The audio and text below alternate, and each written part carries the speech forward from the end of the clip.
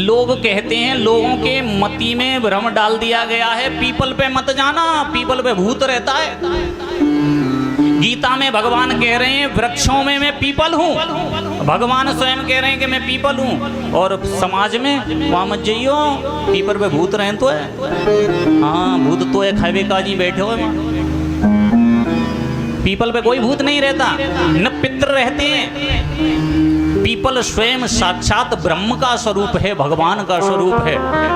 पितृ कहाँ रहते हैं कोई नहीं खोज के बताएगा, ना गूगल पे आज खोज लेना जाके मिल नहीं सकता, यूट्यूब पे खोज लेना, मिल जाए तो हमें भी बता देना, क्योंकि इसके लिए बहुत शास्त्रों को खोजना पड़ता है, मेहनत करनी पड़ती है।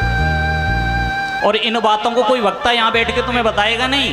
ये गद्दी पर जितने बैठ जाते हैं ना, ताली बजाओ नाचो और ये दो और निकल गए, न तो खुद का उद्धार हो रहा न किसी और का हो रहा महाराज, वो इसी में ही रह जाएंगे।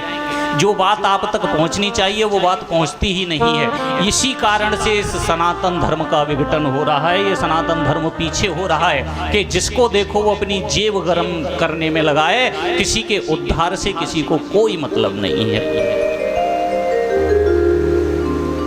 हनुमान जी की प्रेरणा से मैं यहाँ कोई आपको बहुत बड़ा विद्वान बन के नहीं आया, मैं तो नितांत मूर्ख हूँ, दास हूँ, आपका अज्ञानी हूँ।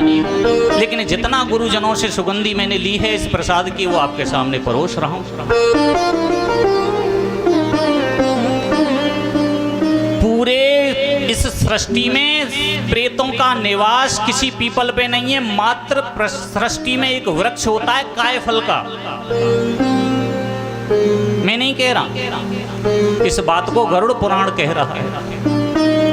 कायफल का एक वृक्ष होता है, मात्र उसमें महाराज तुम्हारे पितृ निवास करते हैं, या फिर बांस के वृक्ष में तुम्हारे पितृ निवास करते हैं। दूसरे काऊ न पीपल पे कर रहे, न काऊ नीम पे कर रहे, न काऊ बबूल पे कर रहे। कायफल के वृक्ष में पितरों का निवास होता है। इसलिए जब गंगा स्नान के लिए नियम से करते हैं, पितृ गायत्री जब कराते हैं या घर में पितरों की पूजा कराते हैं या थान बनवाते हैं, तो आपने देखा होगा गांव में 4 ईंट रखवा देंगे, पंडित जी ले चलो इन्हें वहाँ गंगा जी। अरे जी ईंटन में कहीं तुम्हारे देवता ना जाए रहे, ना जा मिट्टी में जाए रहे, चाहे या चांद पे धर के ले जाओ, चाहे हेलीकॉप्टर करके ले जाओ, कभी नहीं जाने वाले। पितरों को ले जाने के लिए कायफल के वृक्ष की छाल की आवश्यकता है। कायफल की छाल लेकर के घर आइए, वैदिक ब्राह्मण से आवाहन करा के अपने पितरों को उस पर बिठाइए और सिर पर रख लो, सफेद साफी से बांध लो और जाकर के कहीं रुकिए नहीं रास्ते में, न कहीं आपको प्रसव पीड़ा करना, क्षमा कीजिए, कहीं भी कोई मलमूत्र का त्याग नहीं करना, सीधे जाकर के गंगा जी रुकना है।